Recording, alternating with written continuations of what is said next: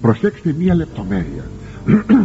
Περί δε της ημέρας εκείνης και της ώρας ουδείς είδεν. Τι είπε?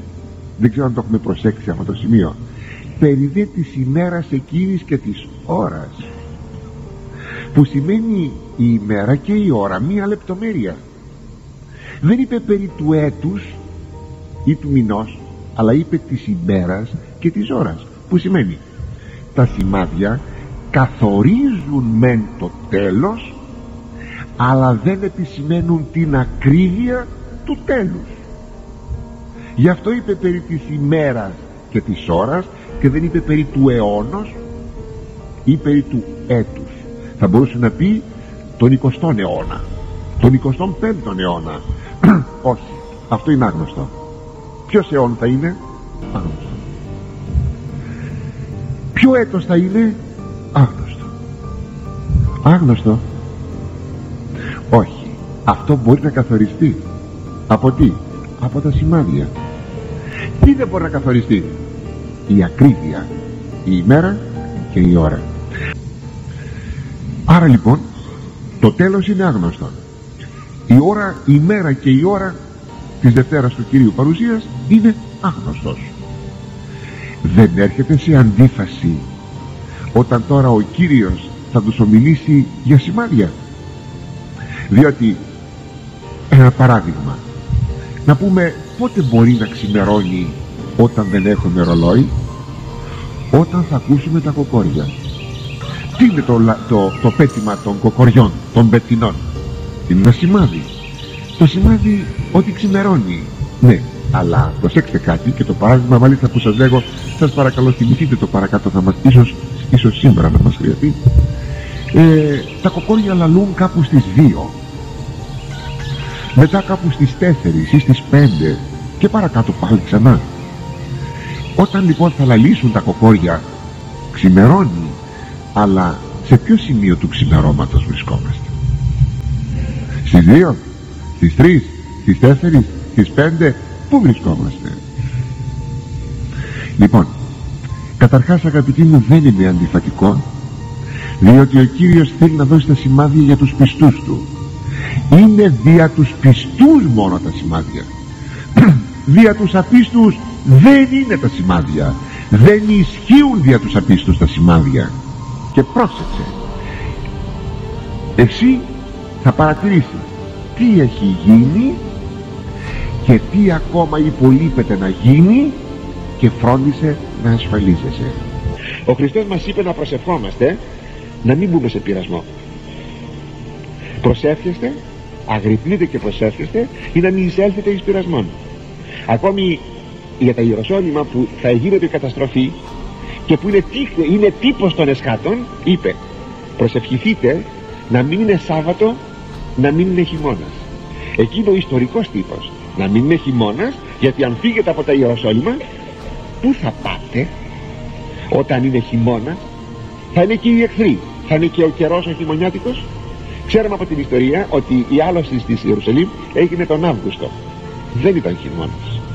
Και να μην είναι Σάββατο, γιατί απειγορεύεται να περπατήσει κανείς παραπάνω από 2 μίλια. Έπρεπε λοιπόν εκείνοι που θα φεύγαν από την Ιερουσαλήμ να μην ήταν χειμώνας, να μην ήταν Σάββατο, για να μπορούν να φύγουν. Βέβαια σας είπα Αύγουστο, εκεί έχουμε την άλωση. Αλλά εδώ αυτό που λέγει ο Χριστός δεν το λέγει για εκείνους που θα ήταν μες στην πόλη, αλλά για εκείνους που θα ήσαν ναι μες στην πόλη, αλλά θα έφευγαν πριν κλείσουν οι πύλες της πόλεως, για τους χριστιανούς. Γι' αυτό το έλεγε. Και εδώ βλέπουμε ότι είπε να προσευχηθούν. Αυτό λέγει εδώ τώρα Άγιος Ανδρέας, να μην μπούμε σε πειρασμό, ώστε γνωρίζοντας την ασθένειά μας, διότι μπορεί να βρεθούμε σε πειρασμό και να πέσουμε.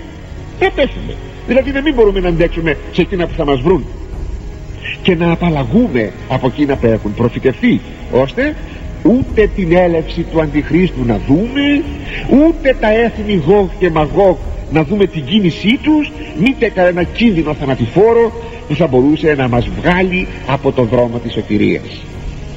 Αλλά τι, ας έχουμε μόνο το μαρτύριο της συνειδήσεως κατά το δυνατόν φυλάττοντες άτρωτον, μόνο τη συνείδησή μας να λέμε τι είναι το καλό, τι είναι το κακό, και να μην μπούμε μέσα στην περιοχή αυτών των δεινών που αναμένει η ανθρωπότητα. Να σας έλεγα ότι και εμείς να ευχηθούμε αυτό, τουλάχιστον για την γενναία μας, το εύχομαι. Γιατί όταν έλθουν εκείνοι οι φοβεροί πειρασμοί, δεν ξέρω αγαπητοί μου, ούτε για τον εαυτό μου γνωρίζω τι μπορώ και ποιος μπορώ να σταθώ.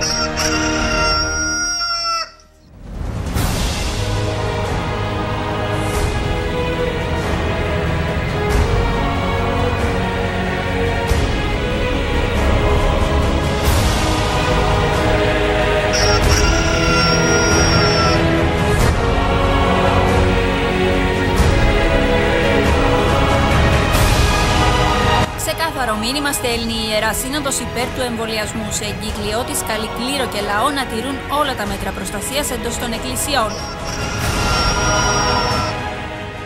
Και είναι η πρώτη επίσημη τοποθέτηση της Διαρκούς Ιεράς Συνόδου που συνεδρίασε σήμερα.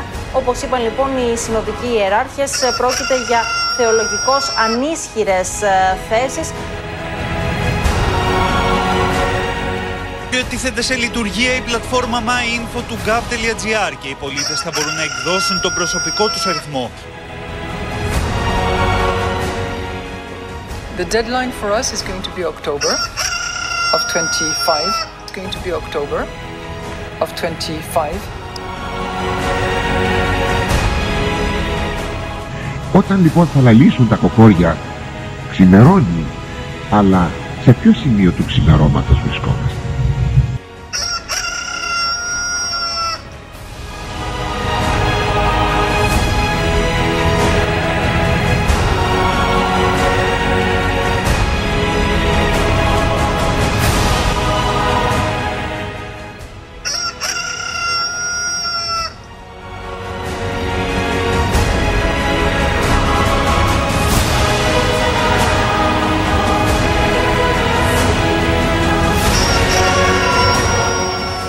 Η στιγμή του δυνατού σεισμού 5,3 ρίχτερ που ταρακούνησε τη Βόρεια Ελλάδα. Από την ισχυρή δόνηση, βράχια αποκολλήθηκαν σχηματίζοντας ένα σύννεφο καπνού στη Μονή Διονυσίου του Αγίου Όρους.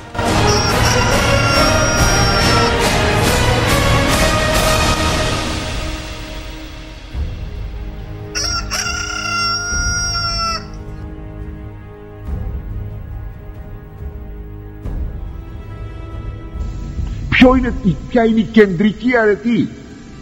Το να μη αποκλίνει κανείς από το αληθινό πρόσωπο του Θεού, εμπροκειμένο από το θεανθρώπινον πρόσωπο του Χριστού. Αγαπητοί μου, κάνατε αμαρτίες στη ζωή σας? Αναμφισβήτητα. Καλύτερα, κάναμε αμαρτίες στη ζωή μας? Αναμφισβήτητα. Γιατί τώρα είμαστε στον χώρο αυτόν και ακούμε το Λόγο του Θεού? Γιατί δεν φύγαμε από το θεανθρώπινον πρόσωπο του Χριστού?